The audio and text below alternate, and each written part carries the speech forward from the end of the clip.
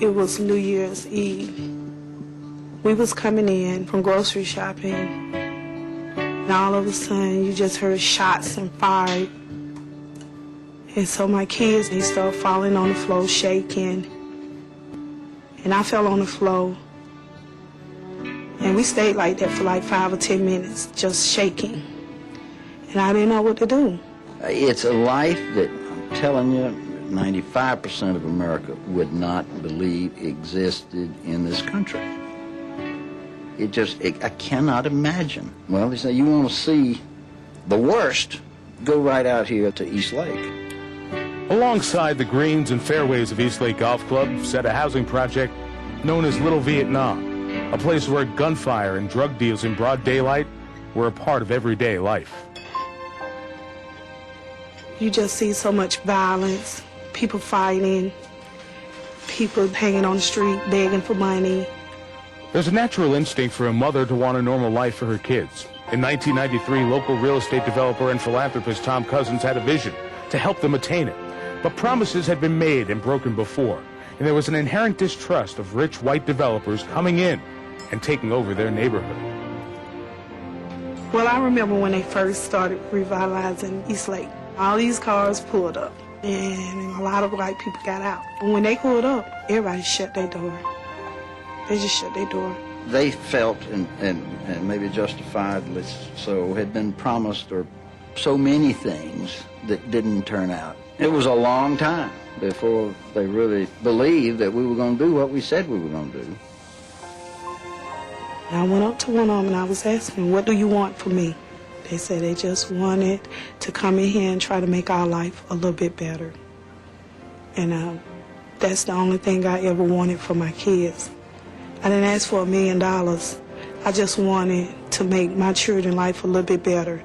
So I was like, what are you going to do? How are you going to do it? And can I be a part of it? And so it came to be.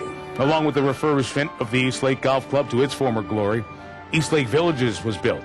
Safe housing, a new school, and a public golf course, all part of the plan. But it was the job training, recreational and educational programs put in place that enabled the residents themselves to help break the cycle of poverty.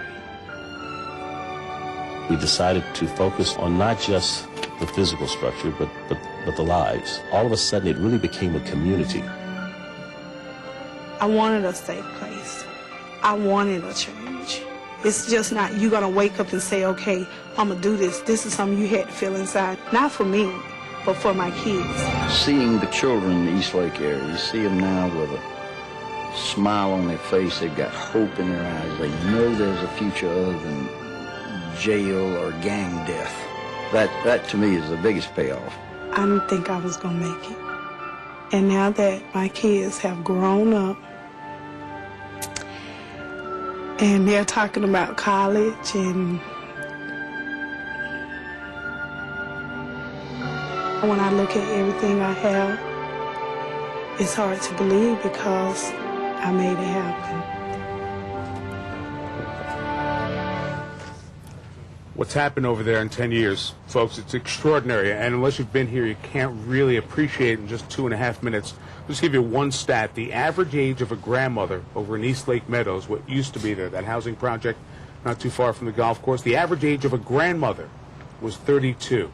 Well, 10 years later, the East Lake Foundation, Tom Cousins, who you saw there, the other philanthropic-minded people involved, crime rate down 93%, economy has skyrocketed, property values up nearly 45%. It's an amazing story that they want to take to other cities. And you know, in many of your cities, there are places where there's urban blight and a chance to turn it around.